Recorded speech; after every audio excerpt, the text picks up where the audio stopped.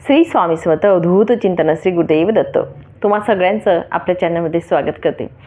तर बघा, आपली कुलदेवी जी असते, कुलदेवीचे उपवास जे असतात ते कशा पद्धतीने करावे, किंवा मग आपली कुलदेवी जर आपल्याला माहिती नसेल तर आपण कोणती सेवा करावी की जेणेकरून आपल्याला परफेक्ट अशी स्वामिनी जी आहे ती कळेल।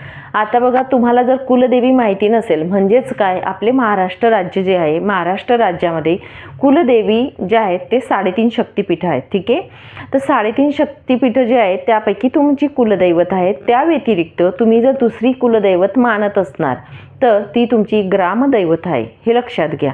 आणि जर तुम्ही ग्रामदैवतेची पूजा करत आहे तर तुम्हाला जे कुलदेवीची तुम्ही पूजा, कुलदेवीची पूजा म्हणून जी पूजा करत असतात तुमच्या देवघरासमोर असू द्या किंवा ओटी भरणं, सगळ्या काही गोष्टी ज्या कुलदेवीच्या सेवेमध्ये येत असतात, तर ती तुम्हाला 10%च फक्त पुण्यप्राप्ती मिळवून देते ग्रामदैवत। ठीक आहे, आणि तुम्ही आई सोडून मावशीची पूजा करत असतात, हे लक्षात घ्या।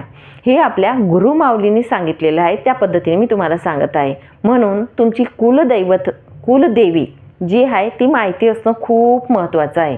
आता कुलदेवी कोणती आहे? रेणुका आई, महालक्ष्मी आई, तुळजाभवानी आई आणि सप्तशृंगी आई। सप्तशृंगी हे अर्धपीठ आहे, हे 3 पूर्णपीठ आहेत, म्हणून 3.5 शक्तिपीठं म्हटली जातात। या 4 देवींपैकी तुमची कुलदेवी कोणती ते नक्कीच तुम्ही जाणून घ्या। जर तुम्हाला माहिती असेल तर काही हरकत नाही, या 4 कुलदेवींपैकी तुमची कुलदेवी तीच असेल तर तिची सेवा तुम्ही करतात आणि 100% तुम्हाला फलप्राप्ती मिळत असते। पण तुम्हाला या 4 देवींपैकी तुमची कुलदैवत तुम्ही दुसरी भजत आहे तर ती तुमची ग्रामदैवत आहे, म्हणजे आई सोडून मावशीची पूजा तुम्ही करत आहेत। आणि यामध्ये काय होतं, आपण खूप काही सेवा करतो, खूप उपासना करतो, संकल्पयुक्त सेवा करत असतो आणि या सेवा करत असताना आपल्याला पुण्यप्राप्ती जी असते किंवा आपल्या सेवांचं फळ मिळत नाही, हे या कारणास्तव होत असतं। आपल्या कुलदेवीचा कृपा आशीर्वाद आपल्या पाठीशी असणं खूप महत्त्वाचं ठरत असतं। म्हणून नक्कीच जाणून घ्या आपली कुलदेवी कोणती। तर कुलदेवीचे उपवास वगैरे कसे करायचे ते सुद्धा आजच्या व्हिडिओमध्ये होतील। आणि कुलदेवी माहिती नसेल तर आपण काय करावं माहिती करून घेण्यासाठी हा माझा स्वतःचा अनुभव आहे, मी याच पद्धतीने केलं होतं। आणि अजून एक तुम्हाला सांगेल, दिंडोरी प्रणीत केंद्र जर तुमच्या घराजवळ असेल तर तिथे गुरुवारी रविवारी तुम्ही जा, तिथे तुम्ही सांगा की तुमचं कुळ आणि गोत्र जे असेल ते तिथे सांगितलं ना तर तिथे तुम्हाला कुलदेवी कोणती ते सांगतील। आणि मला सुद्धा केंद्रात सांगितलं होतं की तुमची कुलदेवी तुळजापूरची आई आहे, तरीसुद्धा तुम्हाला जर वाटत आहे की 100% हीच कुलदेवी आहे का हे जाणून घ्यायचं होतं मला, आणि त्यासाठी मला ही सेवा दिली होती, म्हणून मी ती सेवा केली। आणि नक्कीच माझी कुलदेवी तुळजापूरची आई त्यांनी मला संकेत रूपात दिली होते। नक्कीच त्यांनी उपवास केल्यानंतर किंवा जी उपासना केली मी त्याचं फलप्राप्ती मला दिली होती, आणि त्यासोबत माझी कुलदेवीची सेवासुद्धा घडली होती। तर हे तुम्ही करू शकतात। तुम्हाला जर काही सेवा करायला जमणार नाही तर तुम्ही केंद्रात जा, तिथे तुम्हाला सांगतील। आणि तुम्हाला जर स्वतः सेवा करायची, कुलदेवीचे उपवास करायचे किंवा सेवा उपासना करून जर जाणून घ्यायचं आहे तर तुम्ही सेवा करू शकतात। तर सर्वप्रथम तुम्हाला कुलदेवी जर तुमची जाणून घ्यायची असेल तर तुमच्या देवघरासमोर तुम्ही बसायचं आहे। तुमच्या कुलदेवीचा तुम्हाला वार माहिती नाही, आता कुलदेवीच माहिती नाही तर तुम्हाला वार माहिती नसेल, बरोबर, तर तुम्ही मंगळवार असेल त्या दिवशी देवघर स्वच्छ, म्हणजे देवघरासमोर बसा, स्वच्छ असं सुशोभित व्हायचं आहे आणि देवपूजा वगैरे करून घ्या। आणि तिथे आपली कलश स्थापना असेलच देवघरात, बरोबर, किंवा ग्रामदेवीचा तुमचा फोटो किंवा काहीतरी असेलच, तिथे तुम्ही बसून जो कलश असेल तिथे, किंवा तुमच्या घराजवळ तुळजापूरच्या आईचं किंवा रेणुका आईचं मंदिर असेल तिथे तुम्ही जाऊ शकता, तिथे पण आपल्याला जायचं आहे। पण सर्वप्रथम आपल्या देवघरासमोर बसून आपल्याला संकल्प करायचा आहे। संकल्प करत असताना तुम्ही तिथे तळमळीने अक्षरशः मनापासून ज्या पद्धतीने तुमच्या आईची तुम्हाला तळमळ जेवढी भासते ना तेवढीच तळमळ तिथे व्यक्त करायची आहे। देवघरासमोर बसून संकल्प करावा, संकल्पामध्ये तुमचं नाव गोत्र घ्यावं, त्यानंतर स्वामी सेवेकरी हे सुद्धा आपण म्हणावं, आणि मला माझी कुलदैवत कोणती ते जाणून घ्यायचं आहे। त्यासाठी मी 5 मंगळवार ही उपासना करत आहे माझ्या कुलदेवी जाणून घेण्यासाठी। आई, मला तुला जाणून घ्यायचं आहे गं। तुम्ही मनापासून आतुरतेने ती भावना ठेवून तिथे व्यक्त करा। डोळ्यात अश्रू आले चालेल, तुम्हाला रडायला येईल रडून घ्या, मी रडली होती स्वतः संकल्प करत असताना। त्यानंतर हा संकल्प सोडवा, करणं आणि सोडणं एक असतं। 5 मंगळवार उपासना करणार आहे सांगायचं, संकल्प सोडवायचा, आणि घराजवळ जर मंदिर असेल तर मंगळवारच्या दिवशी तुम्ही जा आणि त्या मंदिरात, कोणत्याही देवीचं मंदिर असू द्या, तिथे जा. तिथे आराधना आपण मनापासून करायची की हे देवी, मला माझी कुलदेवी कोणती माहिती नाही, माझी आई मला जाणून घ्यायची आहे. मी माझ्या आईला जाणून घेण्यासाठी, तिच्या म्हणजे सावली छत्रछायेखाली येण्यासाठी मी आतुरता माझी आहे असं सांगायचं. मी तरसते आहे. तर माझ्या मुलाबाळांना कृपाशीर्वाद लाभण्यासाठी मला माझी आई पाहिजे असं तुम्ही तळमळीने सांगावं. आणि ही विनंती तिथे मंदिरात करायची. कुठल्याही देवीच्या मंदिरात जा, विनंती करावी. आणि आपल्या घरामध्ये मंगळवारच्या दिवशी तुम्हाला 5 मंगळवार असे करायचे. आता तो पहिला मंगळवारी तुम्ही संकल्प केला, मंदिरात गेले, तो मंगळवारी उपवास करायचा आहे. आता हे 5ही मंगळवार उपवास तुम्हाला करायचे आहेत. मी ज्या पद्धतीने केले तेही सांगेल. तुम्हाला जर तसं जमत नसेल तर दुसऱ्या पद्धतीने करा. तर आणि सेवा कुठली करायची ते पण पुढे सांगते. तर बघा, उपवास करायचा आहे. आता मी ज्या पद्धतीने केले, तर मंगळवारच्या दिवशी मी काहीही खाल्लेलं नव्हतं. दिवसभरात मी फक्त चहा पिली होती सकाळी, आणि संध्याकाळीसुद्धा तुम्हाला सांगेल मी उपवास हा जो होता हा उपवासच ठेवला होता. तर हा उपवास धरत असताना, उपवास करत असताना मंगळवार जो उपवास केला होता तो मी बघा सकाळी संध्याकाळी असा पण तुम्ही उपवास करू शकतात. संध्याकाळी तुम्ही उपवास सोडू शकतात. उपवास सोडताना दूध आणि चपाती यासोबत उपवास सोडला तरीसुद्धा चालेल. दूध चपाती खा, मीठ घेऊ नका, या पद्धतीने करा. किंवा दोघी वेळा तुम्ही उपवास करू शकतात, सकाळी आणि संध्याकाळी. फळं वगैरे घेऊ शकतात. आणि बुधवारच्या दिवशी तुम्हाला उपवास सोडायचा आहे. अशा पद्धतीने सुद्धा उपवास तुम्ही करू शकतात. असे 5 मंगळवार तुम्हाला करायचे आहेत. आता तुमच्याकडून जर उपवास केला जात नाही, उपाशी राहिलं जात नाही, गोळ्या औषधे आहेत, तर बघा तुम्ही खिचडी जी असते, साबुदाण्याची खिचडी किंवा बटाट्याची फराळ बनवता येते बघा, बटाटे शेंगदाण्याची, तशा पद्धतीने तुम्ही घेऊ शकतात. बघा, शेवटी भाव खूप महत्त्वाचा आहे इथे, आणि तो भाव ठेवून तुम्हाला हा उपवास करायचा आहे. फक्त एवढं तुम्हाला सांगेल की मीठ टाळता आलं तर नक्कीच टाळा. सेंधव मीठ तुम्ही वापरा. आणि तिखट जे असतं तिखटसुद्धा वापरू नका असं मला सांगायचं आहे इथे. तर खूप सात्विक असे हे उपवास होत असतात. म्हणून हा एक प्रयत्न करा. गोड तुम्हाला चालेल खायला, फळं सगळे चालतील, ड्रायफ्रूट्स चालतील, ज्यूस वगैरे तुम्ही फळांचं घेऊ शकता. दूध चालतं, दही चालतं, ताक चालतं, हे पदार्थ चालतात. तर तुम्ही करू शकतात. संध्याकाळी उपवास सोडायला सुद्धा सात्विक भोजन आपण घेऊ शकतो. या पद्धतीने करा. किंवा मंगळवार दिवसभर उपवास करा, बुधवारी सोडा.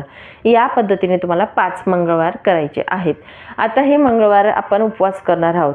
आणि मात्र सेवा काय करायची, तर बघा सर्वप्रथम तुम्हाला सांगेल, आपण सेवा करत असताना मंगळवारच्या दिवशी, आता उपवास केलेला आहे, आपण देवपूजा करत आहोत बरोबर, तर त्या दिवशी आपल्याला कुलदेवीचा, जर तुमच्याकडे जो काही ग्रामदेवीचा टाक असेल, ठीक आहे, टाक जर असेल तर त्या टाकाचा अभिषेक करायचा आहे.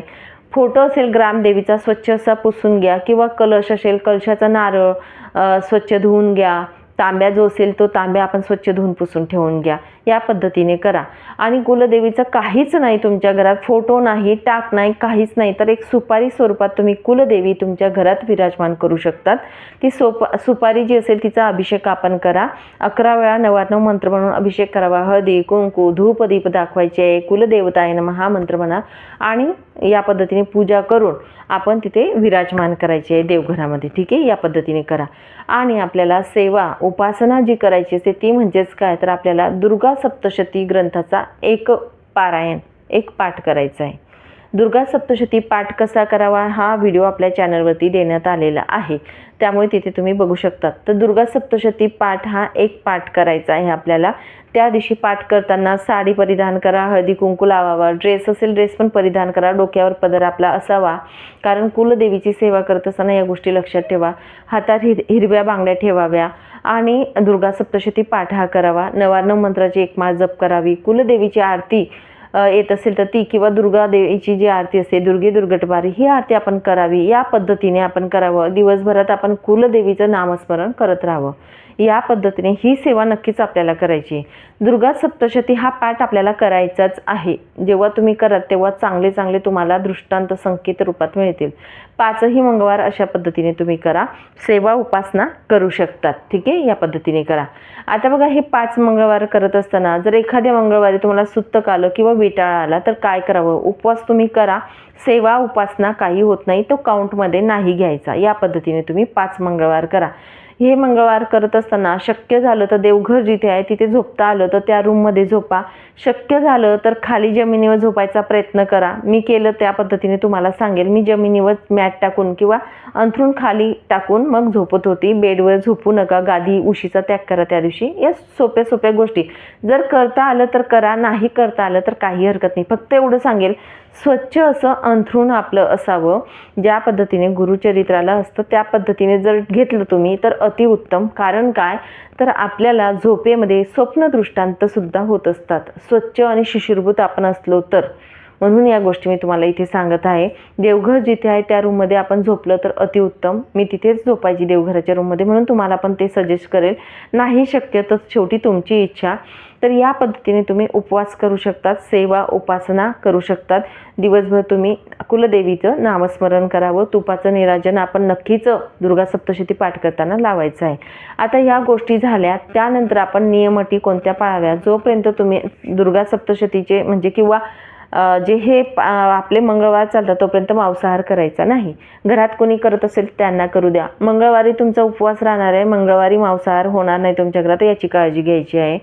दुसऱ्या वारी चालेल, बाकीच्यांना खाऊ द्या, तुम्ही खायचं नाही. परान्न घेऊ नका.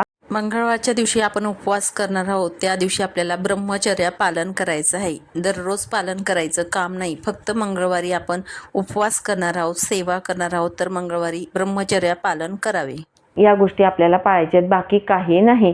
आणि पाठ वगैरे करत असताना काळं वस्त्र परिधान करू नका. या गोष्टी आपल्याला पाळायच्या आहेत, बाकी अवघड काहीच नाही. या गोष्टी पाळून झाल्यानंतर 5 मंगळवार करा. 5 मंगळवार केल्यानंतर किंवा चालू असताना, तुमचे उपवास चालू असताना तुम्हाला स्वप्नदृष्टांत देवी आई काहीतरी देतील. त्यानंतर तुम्हाला सांगेल, तुम्हाला ज्या देवी आहेत तुमच्या कुलदेवी त्यांचं वारंवार तुमच्या कानावर अवतार येतील. आता फक्त सेवा केली म्हणजे झालं का? नाही. तुम्ही तुमच्या भावकीमध्ये तुमचे नातेवाईक असतील, तुमचे सासू सासऱ्यांचे जे जुने नातेवाईक असतील किंवा आत्ते सासू, यांना विचारा की तुमची कुलदेवी कोणती आहे नेमकी. या पद्धतीने तुम्ही विचारायचा प्रयत्न करा. नक्कीच तुम्हाला कुलदेवी समजेल. किंवा कुलदेवीचा, त्या देवीचा तुमच्या घरी अचानकपणे प्रसाद येणं किंवा त्या देवीचं अचानकपणे तुम्हाला दर्शन घडणं, स्वप्नात येणं किंवा वारंवार एकाच देवीचं नामच तुमच्या कानावर पडणं, अशा गोष्टी घडत असतील म्हणजे हे संकेत तुम्हाला मिळतील. ठीक आहे. किंवा स्वप्नदृष्टांत घडत असतील वेगवेगळ्या पद्धतीने, ते नक्कीच जाणून घ्या. आणि या पद्धतीने तुम्हाला कुलदेवी नक्कीच तुम्हाला संकेत देतील. हे लक्षात ठेवा. ज्या पद्धतीने एखाद्या लेकराला आपल्या आईची भेटण्याची आतुरता असते, त्याच पद्धतीने आईला सुद्धा आपल्या लेकराला भेटण्याची आवश्यकता असते किंवा आतुरता असते. म्हणून नक्कीच या पद्धतीने सेवा करा. नक्कीच 5 मंगळवार होतात तोपर्यंत तुम्हाला कुलदेवी काही ना काही दृष्टांत देतील. ठीक आहे. तर या पद्धतीने तुम्ही कुलदेवी जी असते ती तुम्ही जाणून घेऊ शकता. साधी आणि सोपी सेवा आहे. तुम्हाला जर उपवास करायचे असतील तर या पद्धतीने तुम्ही उपवास देखील कुलदेवीचे करू शकतात. आणि दुर्गा सप्तशती पाठ न करता नुसते उपवास म्हणून तुम्हाला कुलदेवीचे करायचे आहेत तर अशा पद्धतीने तुम्ही उपवाससुद्धा करू शकता. दिवसभर उपवास करावा आणि रात्री आपण दूध चपाती या पद्धतीने आपण सोडू शकतो. म्हणजे उपवास तो त्यावरतीच आपण नैवेद्य वगैरे दाखवून आपण उपवास सोडायचा असतो. या पद्धतीने करू शकतात. ठीक आहे. 5 मंगळवार झाले की तुम्ही बघा ब्राह्मणाला शिदा वगैरे देऊ शकता, दानधर्म करू शकतात. या गोष्टी करा. तुम्हाला कुलदेवी समजली असेल तर ज्या कुलदेवीच्या किंवा ज्या देवीच्या मंदिरात तुम्ही आराधना करायला पहिल्या दिवशी गेलात तर त्या मंदिरात जाऊन त्यांना धन्यवाद करायचा. तिथे तुम्ही दानधर्म करू शकतात.